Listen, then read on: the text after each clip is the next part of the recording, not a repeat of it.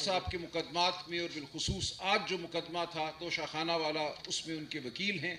हमें यह बताया गया था कि आज सिर्फ रिबटल होगा, यानी कि प्रोसिक्यूशन इस्तगासा की तरफ से जवाब दिया जाएगा हमारी बहस का।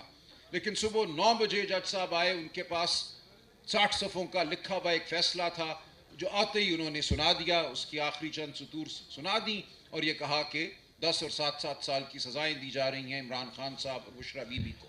और उसके बाद वो उठकर चले गए। जब फैसला सुनाया जा रहा था, सलमान सफदर साहब अदालत में नहीं थे मौजूद।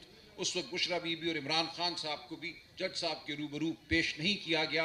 ये बजाते खुद एक गैर कानूनी अमल था। खान साहब ने आज ये पैगाम दिया है कि वो बिल्कुल अपने मौक़िफ़ से 1 इंच भी पीछे हटने को तैयार नहीं है। उन्होंने कहा है, मैं पाकिस्तान की आवाम के लिए आज़ादी लूँगा या खुद शहादत कबूल करूँगा। कोई ये ना समझे कि मैं कमज़ोर पड़ जाऊँगा, कोई ये ना समझे कि मैं अपने लिए या किसी और के लिए गिड़गिड़ाऊँगा। बुशरा बीबी के हवाले से वो बहुत नाला हैं। वो समझते हैं कि उनको उनकी बेगम होने की वजह से, उनकी अहलिया होने की वजह से मातूब किया जा रहा है। इमरान खान साहब ने कहा, मैं पाकिस्तान की हर औरत के साथ खड़ा हूँ जिसको मातूब किया जाता है। मैं महारंग बलोच के साथ खड़ा हूँ, मैं डॉक्टर यास्मीन राशिद के साथ खड़ा हूँ, मैं अपनी बहनों के साथ खड़ा हूँ जिन पे हमला होता है हर मंगल जब आती हैं अपने भाई से मिलने। उन पर वाटर कैनन के ज़रिए तेज़ाब में मिला पानी फेंका जाता है। ये शर्मनाक रवैया है इस रियासत का।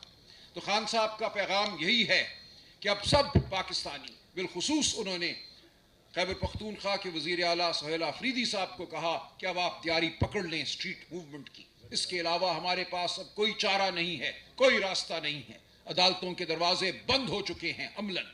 हमारे पास पार्लिमान में भी आवाज़ उठाने का कोई मौका नहीं है। वहाँ भी जिस तरह हमारे लोगों को 8 फरवरी 2024 को पार्लिमान में दाखिल होने से रोका गया, जो पाकिस्तान की आवाम का फैसला था उसको रद्द किया गया। 100 के करीब हमारे MNA थे जिनको पार्लिमान में दाखिल नहीं होने दिया गया। फॉर्म 47 के जरिए जीते हुओं को हराया गया। तो हमारे सामने है ये पूरी सूरत हाल। ये एक झूठ का निज़ाम है, ये एक फरेब का निज़ाम है जिसमें ना मईशत तरक्की कर रही है और ना इंसानी हुकूक पनप रहे हैं। मईशत की सूरत हाल आपके सामने है। रिपोर्ट की बाद रिपोर्ट सामने आ रही है जो कह रही है कि पाकिस्तान की मईशत जामिद है। स्टॉक एक्सचेंज के ऊपर बढ़ने का कोई मतलब नहीं है अगर आपके घरों में चूल्हे नहीं जल रहे, अगर आपको रोजगार मुयस्सर नहीं है। आज इस मुल्क में कोई सरमायाकारी नहीं हो रही, मिलें फैक्ट्रियां बंद हो रही हैं, गुर्बत बढ़ रही है। ये वो मुल्क है जहां 15 साल की उम्र के बच्चों की 40% आबादी जहनी तौर पर और जिस्मानी तौर पर अपनी उम्र के लिहाज से कम है, सुखड़ी हुई है। यहाँ 15 साल की उम्र के बच्चों में 60% किसी स्कूल में नहीं जाते, उन्हें कोई तालीम मुयस्सर नहीं है। तो ये है पाकिस्तान की सूरत हाल। और इस निज़ाम के होते हुए, इस जबर के निज़ाम के होते हुए, जिसका मकसद सिर्फ अशराफिया को अमीर तर करना है, आगे हमें कुछ नज़र नहीं आता। आगे अगर हमने फलाह पानी है तो हमें खुद आगे बढ़कर इन सड़कों को संभालना होगा और फिर इन ऐवानों को संभालना होगा।